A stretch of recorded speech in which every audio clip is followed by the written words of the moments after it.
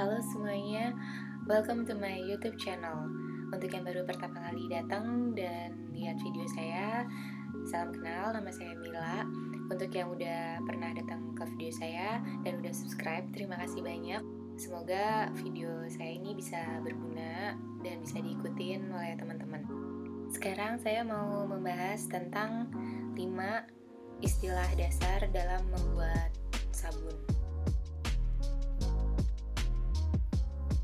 Untuk yang baru mau belajar atau yang masih baru pertama kali bikin sabun, ini tuh istilah yang basic banget yang harus diketahui. Sebelumnya saya mau minta maaf dulu nih karena ini saya ngerekamnya pakai kamera laptop, jadi saya ngerekamnya tuh langsung di laptop. Mudah-mudahan nggak mengganggu kejelasan dari apa yang mau saya sampaikan.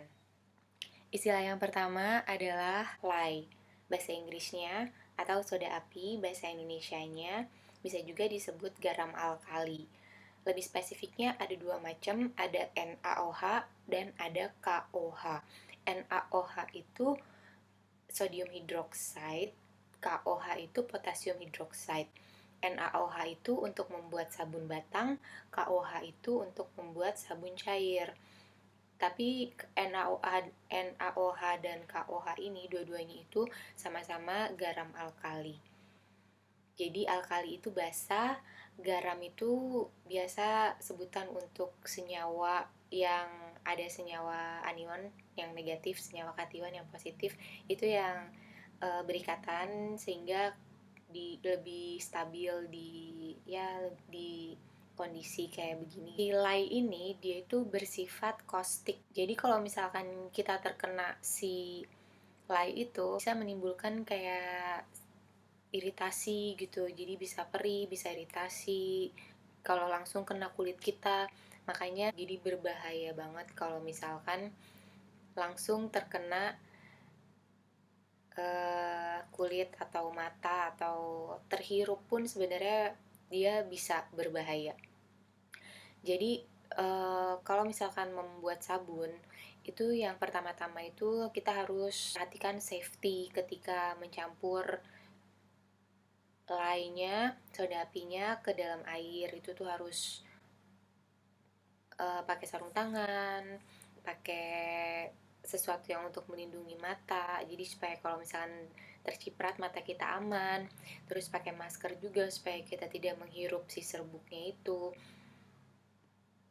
Dan juga itu bisa melindungi kita ketika dicampur dengan air, dia akan ada uapnya, ada fume-nya. Nah, uapnya itu tuh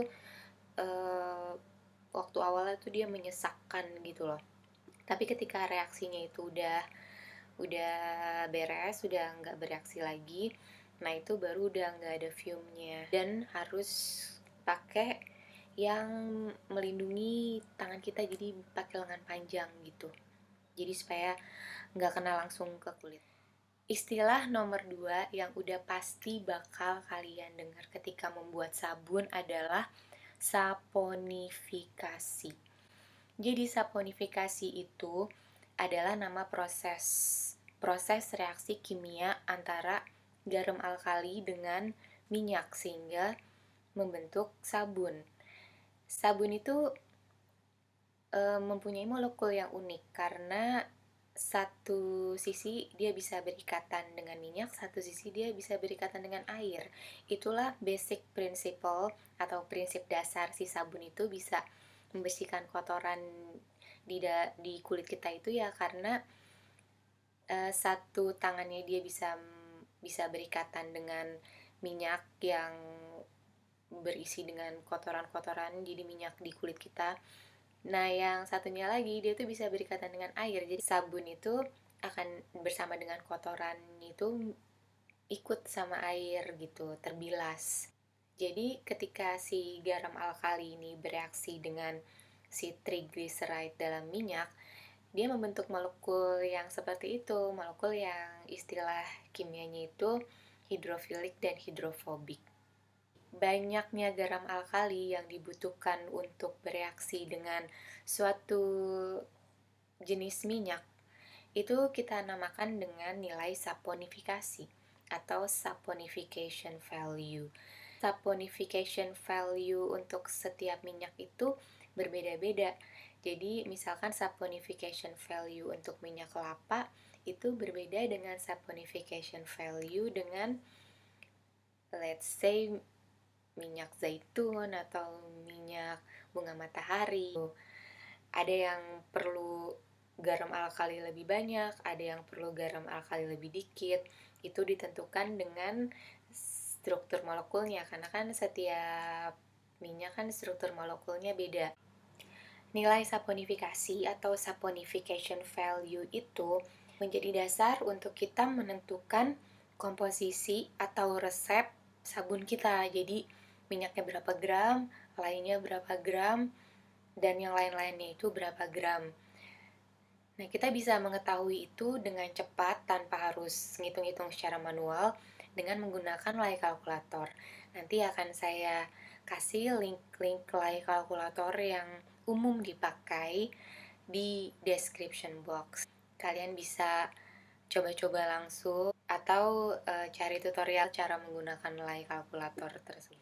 Istilah yang ketiga adalah superfat. Biasanya kita menemukan kata-kata superfat ini di dalam resep sabun, atau kalau misalkan kita bikin sendiri resep kita itu biasanya di lay kalkulator tuh ada superfat. Biasanya itu dalam persen.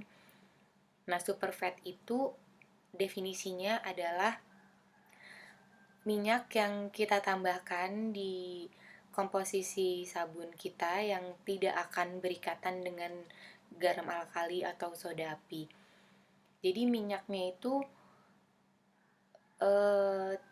tidak dalam bentuk sabun, tapi minyaknya itu dalam bentuk minyak yang akan nanti fungsinya itu dia akan setelah si sabun itu mengambil minyak alami tubuh kita yang udah ada kotorannya, si minyak yang bebas ini yang tidak berikatan dengan soda api atau lainnya, dia akan melapisi lagi, jadi dia akan melembabkan kembali gitu, jadi akan menambal minyak yang diambil oleh si sabun itu gitu. Jadi fungsinya si superfat ini kita tambahkan untuk melembabkan. Ada konsekuensinya, makin besar kita memberikan persentase superfat, kemungkinan sabun kita lebih cepat teroksidasi itu akan lebih tinggi. Jadi biasanya yaitu kita harus mencari keseimbangan antara gimana caranya supaya superfatnya itu tidak membuat sabun itu cepat teroksidasi, sementara superfat ini bisa membuat sabun ini tuh lebih moisturizing gitu, jadi nggak terlalu kering di kulit. Umumnya superfat itu kalau untuk sabun badan itu ya antara 5-8% gitu. Kadang-kadang ada juga yang mengambil resiko superfatnya 3%. Ada juga kalau misalkan kita pakai sabun yang 100% coconut oil karena kekuatannya dalam mengangkat minyak itu sangat besar, itu umumnya digunakan superfat 20%. Nah, sekarang kita masuk ke dalam istilah yang keempat, yaitu trace. Juga kurang tahu kalau misalkan dalam bahasa Indonesianya itu apa gitu, trace itu. Kalau kalian ada yang tahu, bisa tulis di kolom komentar ya. Jadi bahasa Indonesianya trace itu tuh apa? Jadi trace itu terjadi ketika pada saat kita mencampurkan larutan soda api dan minyak, itu mereka sudah seragam campurannya. Jadi udah tercampur semua. Itu bisa kita ketahui dari bentuk adonannya itu udah kental, dan kalau misalkan kita angkat dia akan meninggalkan kayak semacam jejak gitu, makanya disebut trace. Lebih jauhnya lagi, trace ini tuh ada 3 macam. Ada yang thin trace, ini biasa digunakan Kalau misalkan kita mau bikin sabun yang desainnya itu rumit, banyak warna. Ada juga yang medium trace. Nah, ini tuh bentuk adonannya tuh kayak lebih menyerupai kayak adonan, bisa dibilang sih adonan pancake gitu ya. Ada juga yang thick trace. Nah, ini tuh trace-nya itu adonannya itu udah kental banget, juga bisa digunakan untuk desain-desain. Ya tergantung kita mau menggunakan desainnya itu seperti apa. Istilah terakhir yang kelima ini adalah curing. Curing itu sebenarnya, curing itu tuh bisa kita bilang tuh curing itu tuh kayak mendiamkan gitu. Mendiamkan aja gitu. Jadi kayak dibilang dijemur bukan dijemur, karena tuh kayak cuma diangin-anginin aja gitu. Jadi tuh setelah kita selesai membuat sabun, setelah dicetak, setelah sabunnya itu mengeras, itu ada proses lagi tuh yang namanya proses curing. Jadi curing itu sabun itu didiamkan aja, diangin-anginkan sampai sekitar 3 atau 4 minggu. Ketika curing itu terjadi proses pengurangan air lagi. Jadi kadar moisturnya tuh turun. Nah, itu membuat sabunnya itu lebih keras dan digunakannya itu lebih tahan lama. Biasanya di cold process soap itu proses curing ini memerlukan waktu 3 sampai 4 minggu. Kalau untuk di hot process biasanya lebih cepat, mungkin sekitar 2 minggu udah selesai proses curingnya. Oke, jadi itu adalah 5 istilah dasar yang benar-benar wajib kalian ketahui dan pasti kalian bakal temuin dalam proses pembuatan sabun. Jadi ini tuh benar-benar basic knowledge banget. Sebenarnya masih banyak istilah-istilah lain dalam pembuatan sabun kalau kalian mulai lebih banyak mencoba dan mulai lebih banyak bereksperimen. Tapi sepertinya menurut saya yang basic banget itu adalah yang 5 ini. Oke, sekian dulu video saya kali ini. Semoga berguna buat teman-teman sekalian.